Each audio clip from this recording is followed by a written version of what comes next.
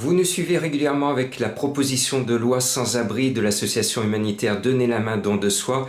Nous avons le plaisir de vous dire qu'aujourd'hui, 3 députés d'En Marche nous font l'honneur de nous suivre, de nous soutenir et nous espérons aller jusqu'au président de la République. On va écouter l'un d'entre eux. Donc on voulait savoir comment vous réceptionnez cette proposition de loi. Alors moi, il y a un truc auquel je crois beaucoup parce que j'ai vu quand on a, j'aime pas beaucoup le terme, mais c'est le terme qui est employé, quand on a démantelé la jungle de Calais, oui, et qu'on a demandé aux régions, aux départements, aux communes d'accueillir effectivement des personnes qui étaient à Calais pour les répartir sur le territoire. Et je me souviens de l'exemple d'un maire d'un village du Rhône qui a dit moi j'ai accueilli effectivement une vingtaine de familles. Et au début, les habitants du village disaient oh, qu'est-ce qu'il nous fait le maire, etc. Et en fait, ça s'est super bien passé. Effectivement, il y a eu une vraie intégration de ces populations, et notamment les enfants qui sont devenus copains avec les enfants du village. Et ça a créé une vraie diversité. Et en fait, ça a enrichi finalement la vie de ce village. Donc moi, je crois beaucoup à cette idée-là.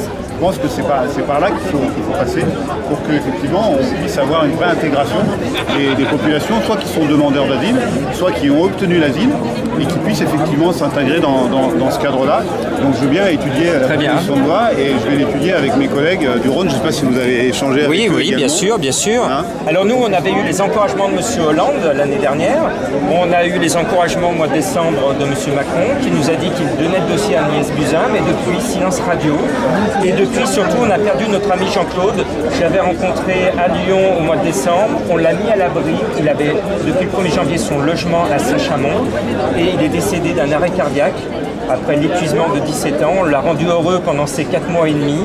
Et je lui avais promis, parce qu'il croyait lui aussi à cette proposition de loi, de l'emmener devant M. Macron pour lui dire qu'il y a une solution qui n'est pas très coûteuse et qui peut mettre à l'abri des gens qui sont dans le besoin pour leur permettre de rebondir. Et donc on a besoin de vous pour essayer d'alerter de M. Macron s'il pouvait nous consacrer 15 minutes en hommage à Jean-Claude pour que notre président de la République écoute notre proposition de loi et nous aide avec vous à mettre en place une idée qui est peu coûteuse et qui est très généreuse. Moi, ce que je vous propose déjà, c'est qu'avec plusieurs députés, on étudie votre proposition de loi.